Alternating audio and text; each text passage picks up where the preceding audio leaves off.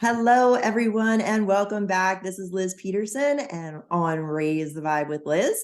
And today I have Stephanie Ingersoll, or Raven, joining me today. I work with Raven over at Crescent Moon Gifts over in Tacoma. And we were talking the other day about the Chinese New Year, January 22nd. So we're going to be looking ahead at the year and what that looks like since it's the year of the rabbit and a whole bunch of other fun things we're going to be discussing. So first, let me go through Stephanie's bio so you know who she is. She is a lifelong diviner, full-time rune reader, and sigil artist specializing in elder runes, sigil creation, divination, Norse and Germanic paganism, numerology, astrology, I-Ching, relationship readings, trauma and PTSD, manifestation, and more. Stephanie gives tools and guidance to help her clients to gain confidence and clarity to improve their lives. Stephanie, welcome. Thank you for having me. So fun. I really enjoyed our conversation that we had last week. And I had this idea to have you on the show. I think it's perfect timing because we were talking about how Chinese New Year is early. It's not in February this year. It's actually January 22nd. So let's dive right in. I really want to kind of start off with what your path was so our audience gets to know you a little bit, and then we'll jump into forecasting out the new year and all that goodness. Absolutely. Yeah, I'm a little all over the place. You read my bio where I do all this very Germanic. I'm second generation German. I grew up speaking German, specifically Bayerisch, in my home growing up and eat a lot of schnitzel. So I have this very big focus on my Germanic history and my path. And then I also do Chinese astrology, I-Ching. I have had a lifelong love of history, language. I've studied Japanese, I've studied Mandarin, Chinese medicine, in addition to my heritage background of Germanic studies with heathenism and Norse. I do a little bit of lots. I try to be not a jack of all trades, but I follow where that light's guiding me, where universe is showing me, hey, time to learn about this, time to learn about that. Especially when we talk about ancestry. I do a lot of work with ancestors, and we talk a lot about blood ancestors. That's what most people think of when we talk about ancestry. But we also have a whole soul ancestry. That is our past lives. That's some people put too much preference on or not enough preference on. It's all part of our fate threads, what we call in my tradition, the web of weird, W-Y-R-D. It's our word for like mana or prana or magic or energy. And so everything is connected. And so that's why I draw from all of those different backgrounds for me. Awesome. You also, I saw, use a specific kind of rune. Can you talk a little bit about that? So there are lots of different types of runic sets, and that could be a whole hour in and of itself. But to simplify, there's different sets of runic alphabets. These were the very first alphabets that were used by the Nordic Germanic tribes. They've even found Slavic people we were using the runes as their basic writing system. You see some characters that actually influence our modern day language. Some that look like the letter R is the same how it was in the runic alphabet that influenced modern day language, in English specifically. But the Elder Futhark is what I mostly work with. I also use 9 additional runes. Some you see in the younger Futhark, some you see in the Anglo-Frisian Futhark. Again, this is all influenced by time. Elder, as the name suggests, eldest, the oldest form of the runes that we have in archaeology studies. Then we have as language evolved and traveled with the Germanic tribes in Central Europe into the north and into the Anglo-Saxons, who became the Gauls, who became the Goths, the Visigoths. They all changed their language. And of course, as their language evolved and changed, so too their writing system changed as well. So for me, and with the practice that I do, and most people who use runes for divination and for different healing practices, work with the Elder Futhark as their base structure. And then I just added some extra because 24 runes wasn't enough for this rune nerd. I love that.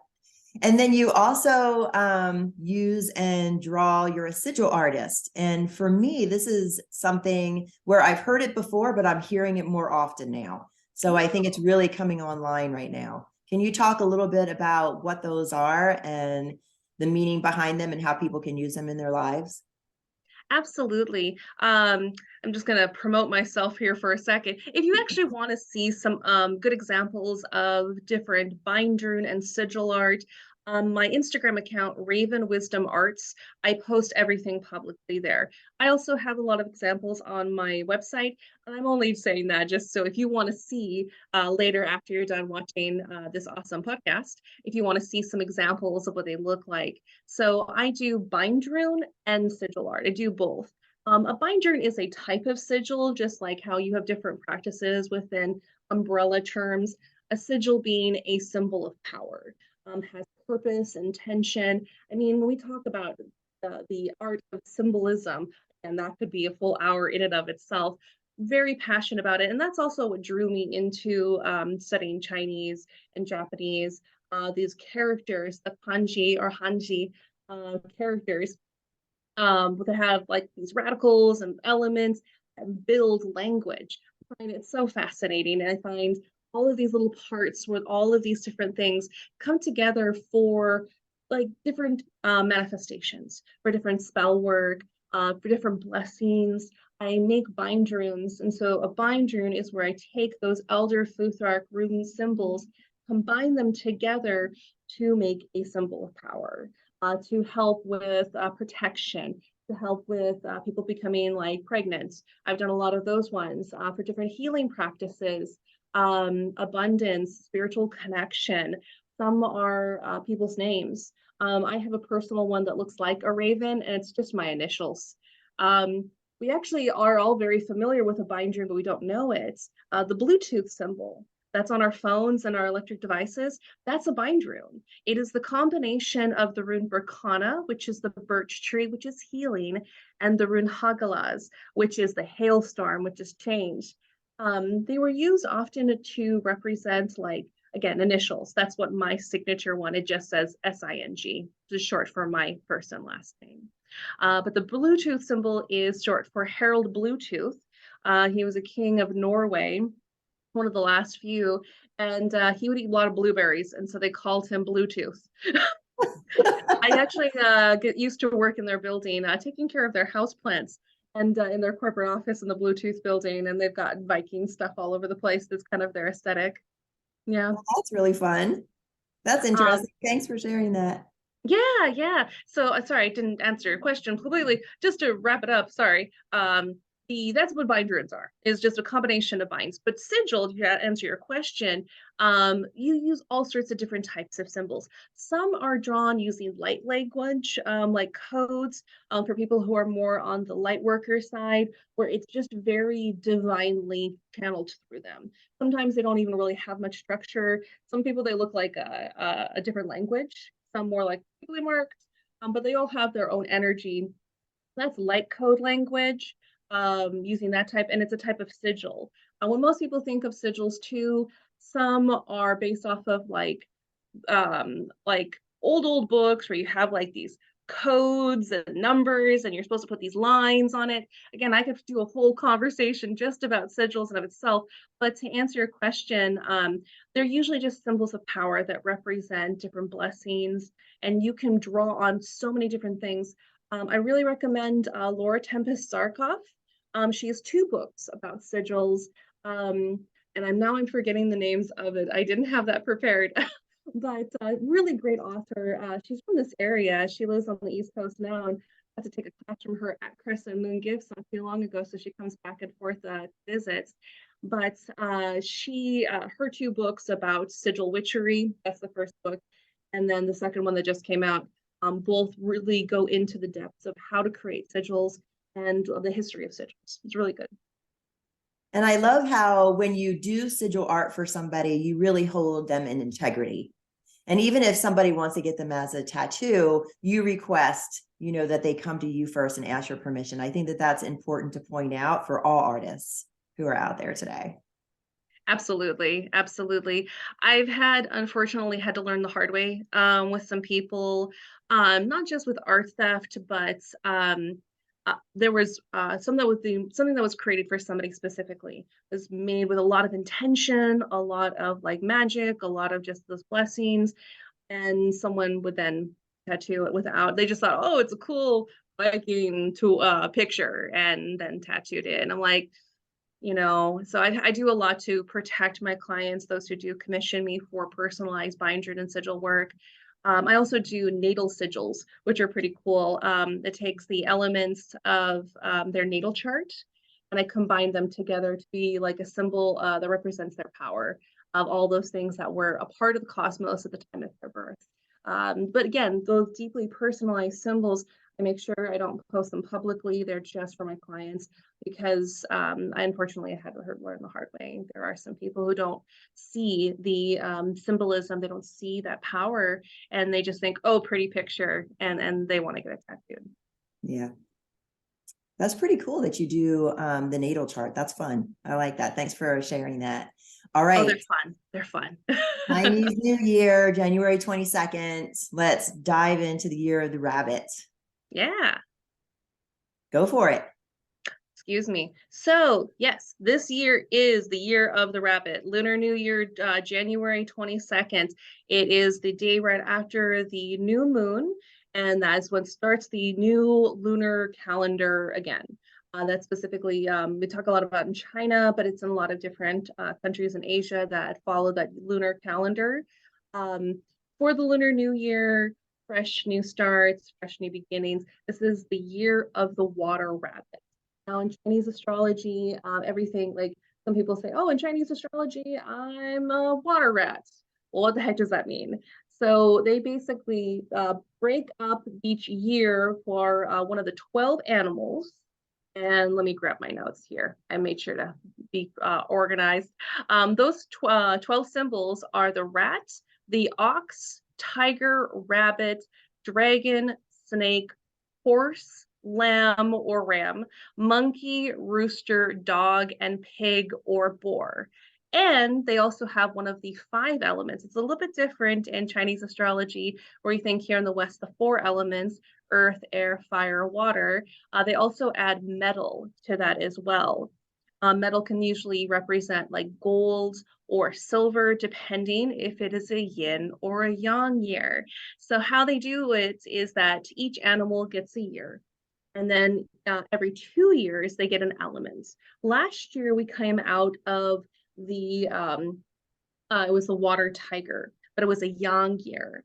So when we think of yin and yang, that white and the black, more being outward, being more receptive, this is a yin year. And that's why it's the year of the black rabbit, because it's a yin year.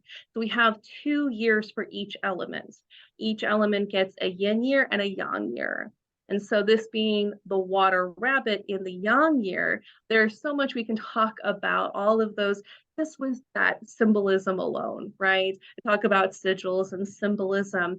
Rabbits in Chinese astrology usually represent people who are, excuse me, I just grabbed my notes real quick, represent longevity, peace, prosperity. People who are born in the year of the rabbit are usually pretty easygoing, try to avoid conflict and unnecessary risks. Some people think they might be a little hesitant or timid when you think of a little bunny rabbit, but they're precautionary, right? They try to make sure that they don't want to get into a situation that, might be in over their head. They're very adept at confrontational situations with their words. They're very articulate in processing strong communication skills. They're also really great for leadership roles. They're also known for their patience, modesty, kindness. There's a lot of things we can say about the rabbit in relationships. Also, just being very prolific. We think of rabbits, right? Being very prolific little creatures. Lots of little baby bunnies when we get into the spring season. But that's how they look for each of those personality traits. Now, for a year, again, it's in the element of water and in the element of yin. that this is going to be a year of abundance, a lot about going with the flow. Water, it's all about following that intuition, psychic abilities, going with the flow. When we think of the good communication skills, not overthinking things, allowing things to come through. Now, in addition to that, what Liz and I were talking about is numerology. I do a lot of stuff with numerology with my clients as a professional reader and healer, and I find it so fascinating. Not beyond just like the 1111 make a wish or 444, I must be doing something right, right? That we all have life path number, and then we look at the number of the year, and we add 2 + 2 + 3, 7. We can talk a lot about numerology just in the last few years, but the last few years, because 2020 was a big deal, 22s are a big power number in numerology. Ever since that, we've just been seeing these echoes of just all of these lessons and change and transformation coming up to this incredible year. It's a 7-year. 7 is all about the divine. It is such a divine number. There's also a lot I can say here. I've also got some notes. They say it's deeply intellectual, deep thinkers, philosophers, scholars. They're just because they're visionary. They look at things in a different way because they are so led by the divine. And so again, we look at both of these different layers and we talk about it together.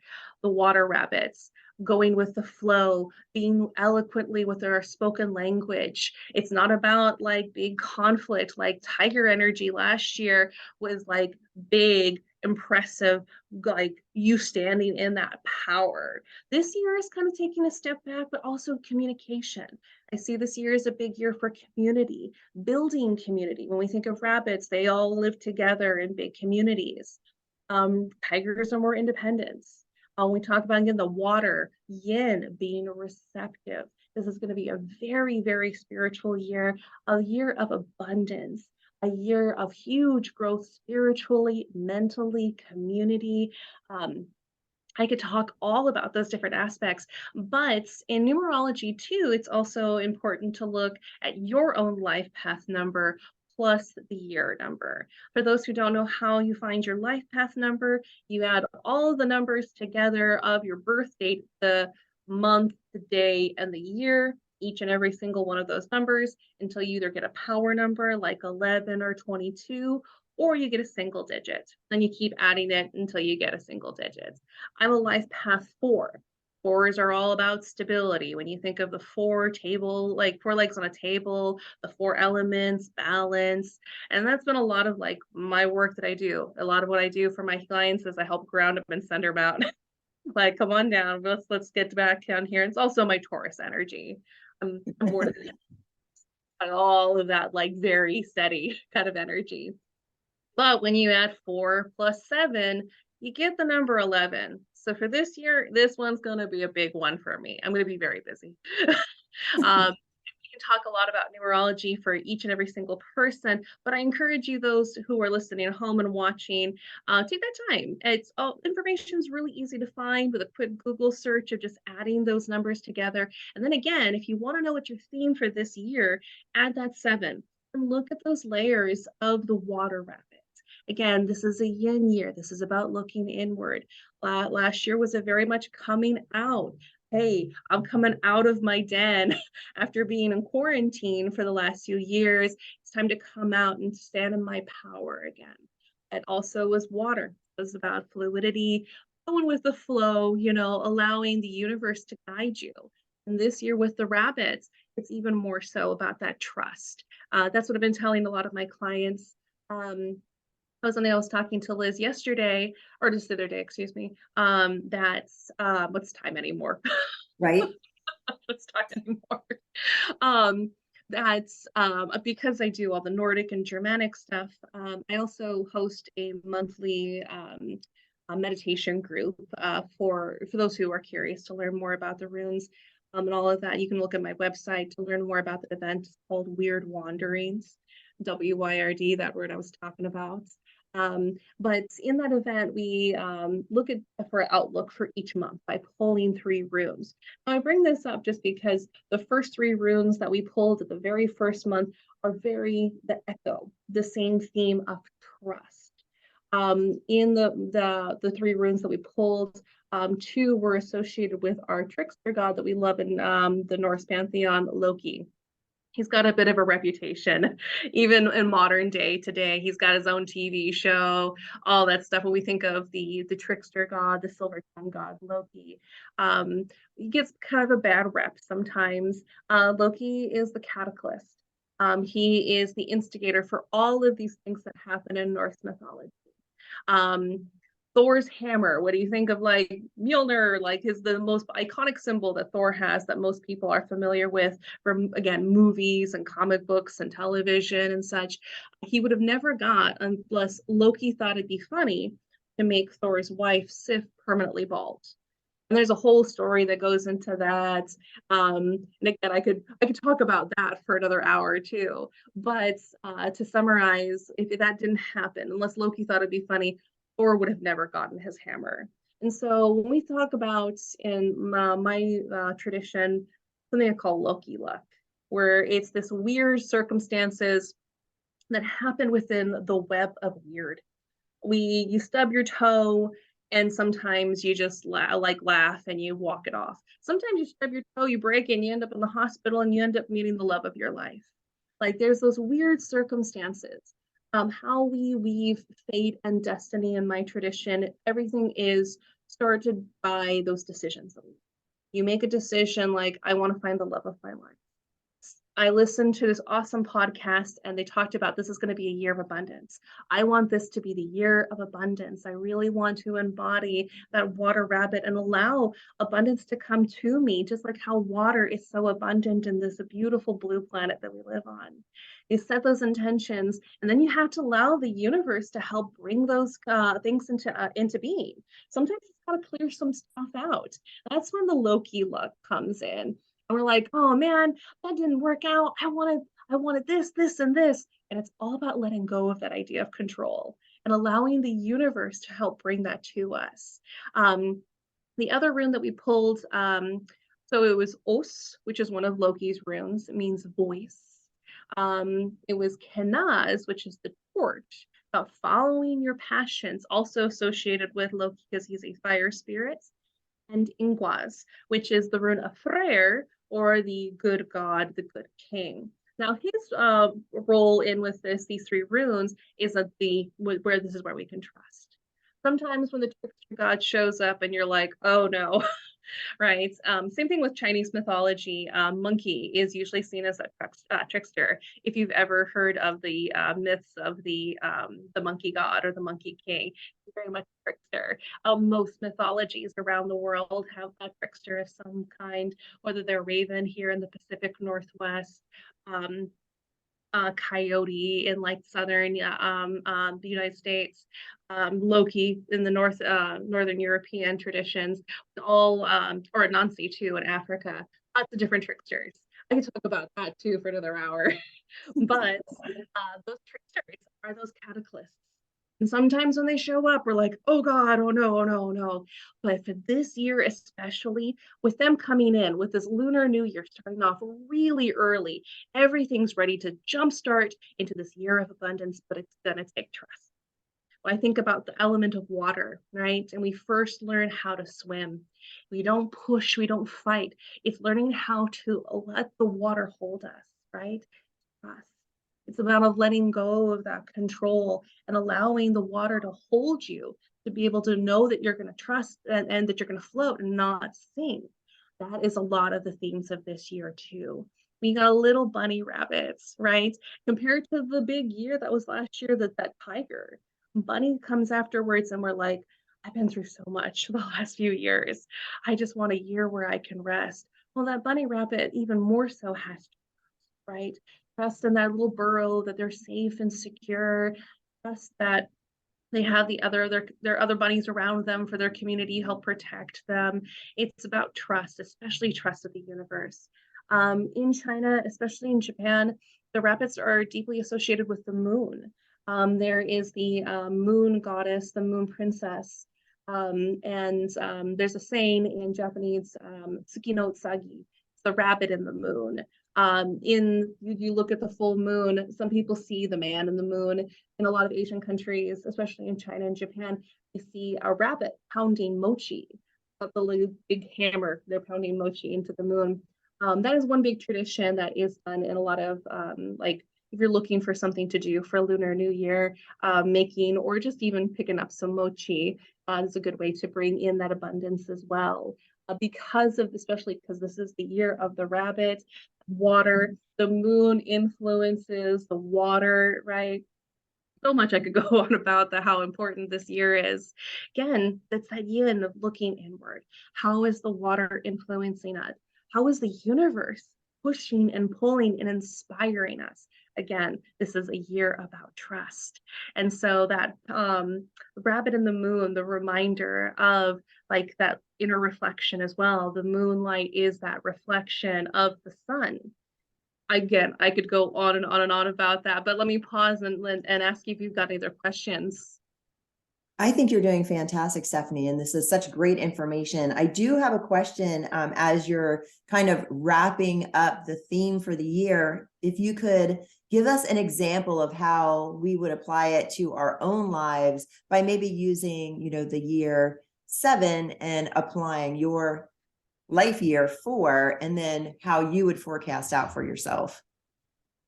Yeah, absolutely. I know I can go from like here and then here, and kind of like in that theme of allowing the universe just to kind of pull you, especially in your speech and your communication.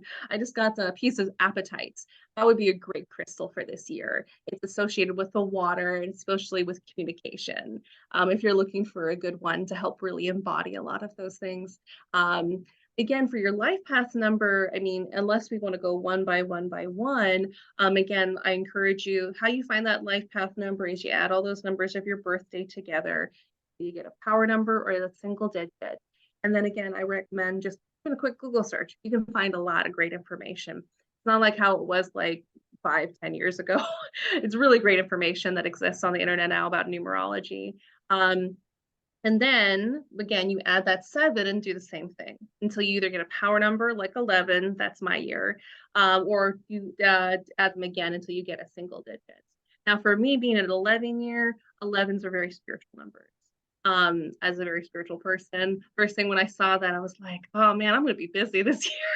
I'm going to be busy because it's also abundance, right? But for other people, like I will give the example, like let's say your life path number, will do 1, very easy number. You got a life path number 1, which is very much about independence. You are looking about finding your personal power. It's not about codependency. You might be breaking cycles of codependency if your life path number is 1. It's about coming in saying, I am, and knowing who you really are. So you add that 1 to the 7 year and it makes it an 8. Now 8s are cycles. That's the infinity symbol.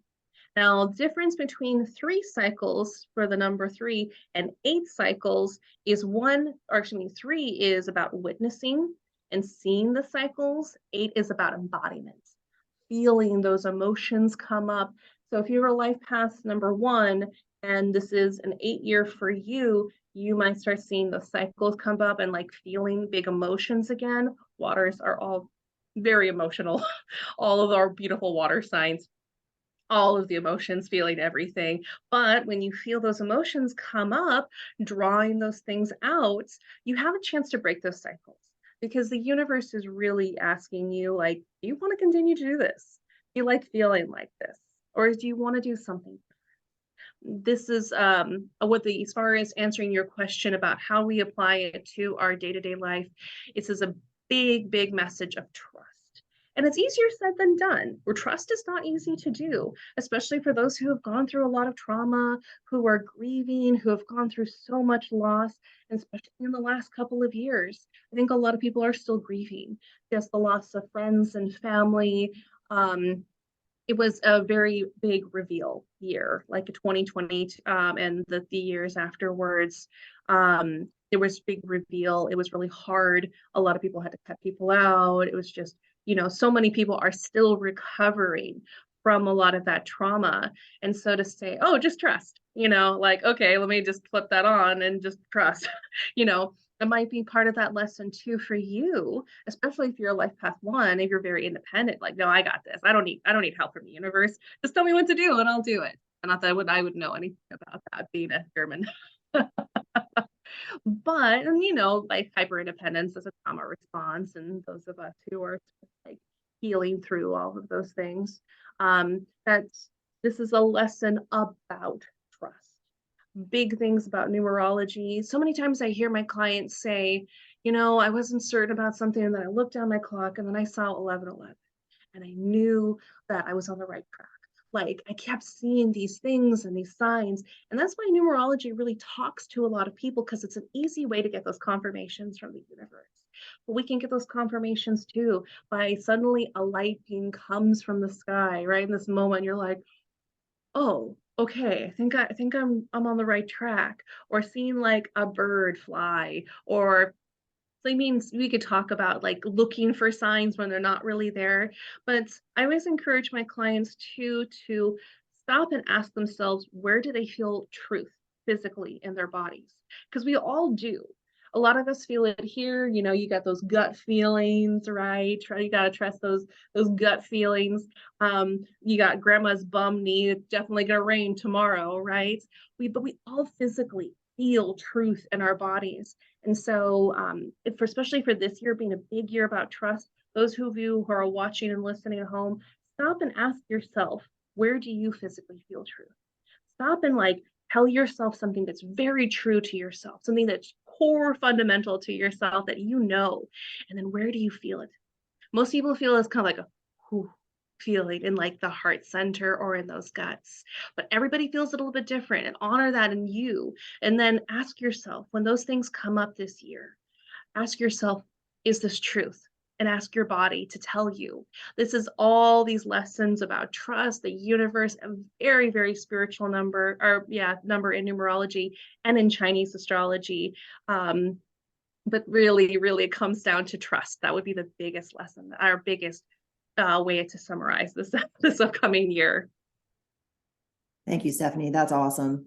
And trust is something that everybody has to learn, right? Especially since we're really raised not to trust, and then we have to reparent ourselves to trust. I was actually just talking about this morning in an interview. And I also want to circle back to, oh, I lost it. Sorry. You got trust. You got trust. Going with the flow. I was really feeling that. Sorry. I was really feeling that the divine feminine coming on right now and being in that flow. It's not so direct anymore. It's such a flow. Can you discuss a little bit about that and how the divine feminine's coming on flow or on point, and how that continues into the flow of what actually this year in, go ahead. Oh, absolutely. So usually yin is considered a more feminine energy. Now we live in 2023, and what's feminine, what's masculine, that's a lot for people to decide for themselves. We talk about the divine feminine as this archetype of being more receptive, but I mean, that could be divine masculine as well. But when we talk about trust, when we talk about the divine feminine, right, it is part of that divine womb. And not all wombs are associated with femininity, but where that creatrix is. So we look at divine femininity as a creatrix, as this fluidity of like really flowing with those internal waters. Now, again, when I talk about divine feminine, divine masculine, I really encourage people to ask themselves what that means for them. Because what the hell is gender anymore? And I think it's really important for all of us to play through that, because I know some of my trans friends who absolutely love gender. They love playing around with that divine feminine, playing with that womb energy, because they associate womb magic with that feminine energy. But I know people who associate with masculine pronouns and are very masculine who also have wombs. And so what does divine feminine mean to them? And I talk about this not to be like, oh, we need to talk about those things, but really, truly, we talk about we're coming more into the age of Aquarius. This is the time of humanitarianism. This is the time to really challenge, what does divine feminine mean to us? there are some concepts that we really like to associate with the divine feminine. I love working with divine feminine. I work with so many beautiful, powerful goddesses. I started with Aphrodite knocking down the door in my life and said, "Hey, get in the car, loser. We're going shopping." Worked with her for many, many years. I worked very closely with Freya, who is a very, very divine feminine goddess. Queen of the Valkyries. Cats love her. As far as this year, especially with it being a yin year, really, in the message being about trust and fluidity of allowing like the divine mother. That's how I would say it more. It's allowing the divine mother aspects of divinity to be able to help move that those ideas and that fluidity. What does it mean for that gender? What does it mean to be in fluid? Like, what does it mean to have fluidity and movement? Because in so much in our corporate, very like industrialized, it's very rigid, very like we use certain language per my last email. And so a lot of that, when we think of like femininity, I mean, it can be brought into that masculine of fluidity. It's just allowing yourself to move, right? And allowing the divine mother, I would say, would be the bigger aspect of like the way I look at that, is allowing those divine mothers. I was talking about how, especially in Chinese and Japanese mythology, the moon is associated with different goddesses of the moon. They also have a god of the moon too. Tsukiyomi Kami-sama from Shintoism is a male deity of the moon. We also in heathenism have Mani, who is the man in the moon. And so, I mean, we've been on the backside of the moon. We know that there's nothing back there as far as like, you know, when it comes to that divine feminine, looking into the divine womb, divine mother, what does that mean to us? We're coming into a beautiful new age where we get to explore those beautiful concepts and really ask ourselves, what does divine feminine, what does divine mother mean to me?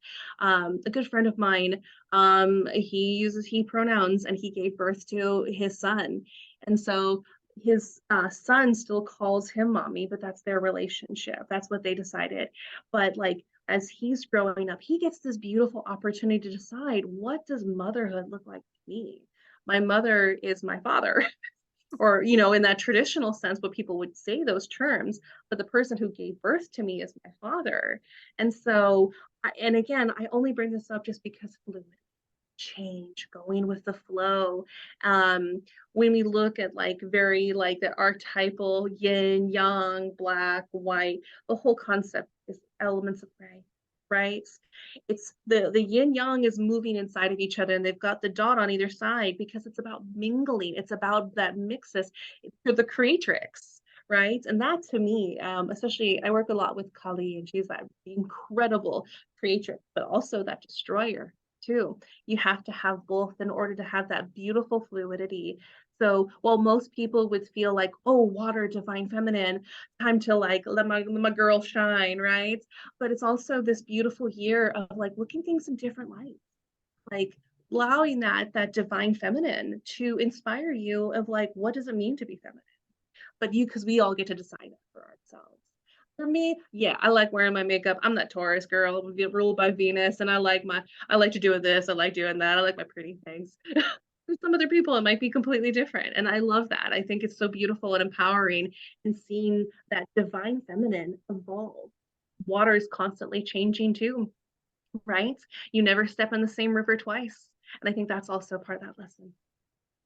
I love that, Stephanie. Thank you so much for bringing up that conversation, because I really do feel like that's an important conversation right now, because we're looking at ourselves differently, and we are changing and flowing and really looking at our identities and choosing what or who we want to be in the moment. Also, because male body, female bodied, identifying male or female, we embody both the divine masculine and the divine feminine. And how do we want to play with that in our lives? You know, women might want to play with that divine masculine sometimes, you know, and take charge and move forward. And then men maybe want to step into that divine feminine and sort of like embody that for a while and experiment and really play with that energy. And I think it really is opening up for so many people the ability to choose who they want to be and how they want to be in the world. And I think it's a very beautiful thing that's happening for my children, for myself, and everyone in the world, to be able to relax and kind of go with the flow and like be authentically who you are in a strong way. Yeah. And in the moment, you know, we're always fluctuating, like you said, it's fluidity, you know, and where can we find that fluidity in our lives? So thank you so much for bringing that up. I really appreciate that conversation. Yeah, Okay. yeah. Also, the sacred non-binary. I think that's and that's not to no but you or to correct, just to yes and, because I totally agree with what you're saying. Because we also got the sacred non-binary. You have it in all different throughout history as well. Hermaphroditus in Greek mythology, Ymir in the Norse mythology. Those that either embody both or none. They still are creatrix. Ymir is the first being that is looked away from the ice at the beginning of time, and they don't have a gender, but like different Jotuns, these different nature spirits were sloughing off of them. They got really specific and even said from his armpit sweat or their armpit sweat. They like to be very, very specific about those things. But I mean, we talk about the divine non-binary as well, because sometimes you may be like, I don't really want to connect with either one of them. Maybe I just want to see what me, like without any sort of like label, what does it feel like for me? And it's incredible. I know so many awesome non-binary people who really challenge those ideas. There's a really awesome book. It's a Sacred Gender that just came out. I wish I had the author's name. I can get that to you later, Liz, if you want to include the notes.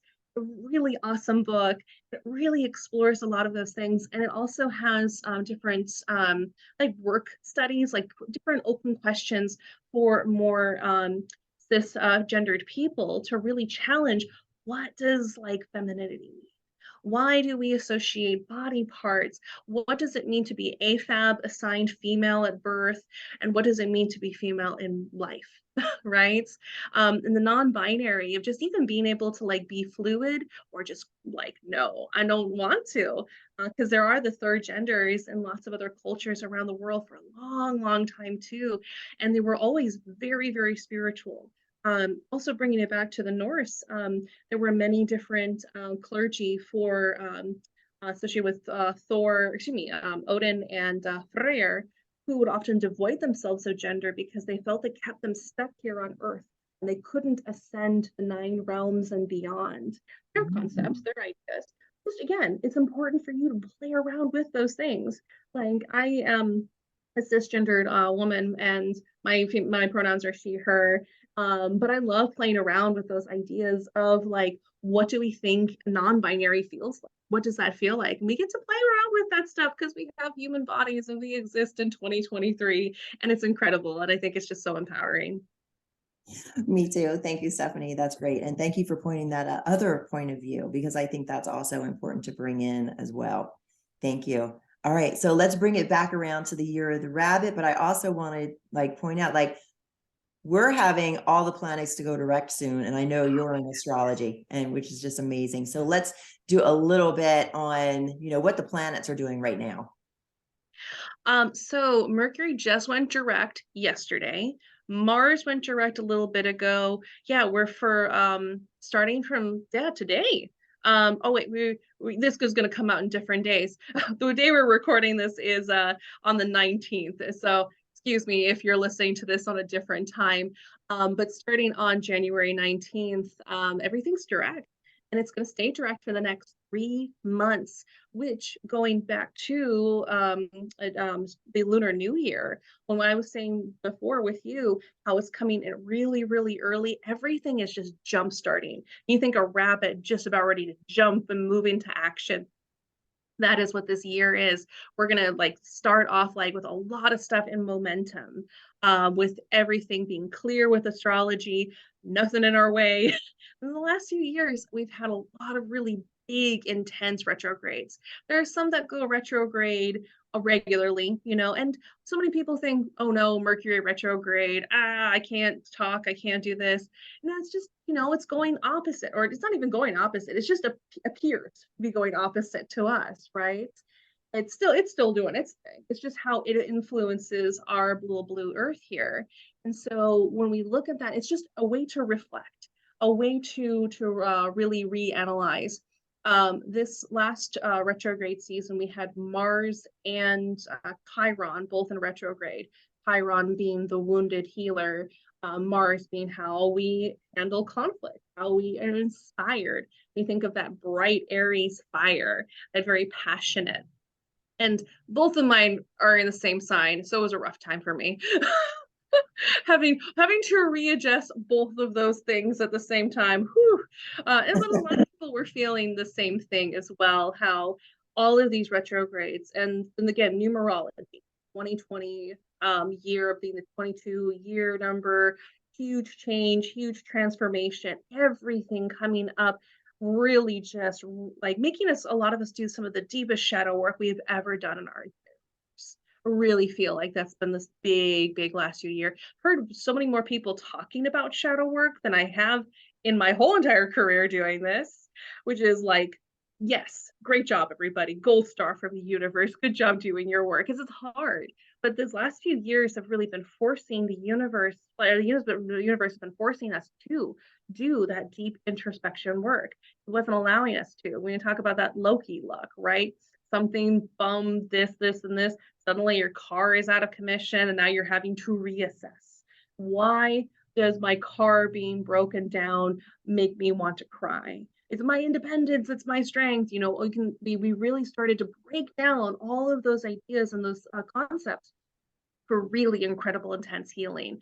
Again, if you've been doing your work, gold star for the universe, I'm proud of you. It's been an intense few years. But again, we're talking about this year and everything clear. Water rapids telling us to trust. Time to take that leap of faith. That's what I've been telling a lot of my clients too. It's time to take that leap of faith. If there's something that you weren't certain about, what's holding you back now? It's about trust, right? But again, we've been through a lot. So rebuilding trust, it might be the very thing that you need to leap into, is learning how to retrust, how to be open again. A lot for me too is coming back into my light. After doing so much shadow work, I was like, no, I want to stay in my little cave and my bog, and I don't want to come out. let me stay here in the nice, dark, shadowy place of my shadow work.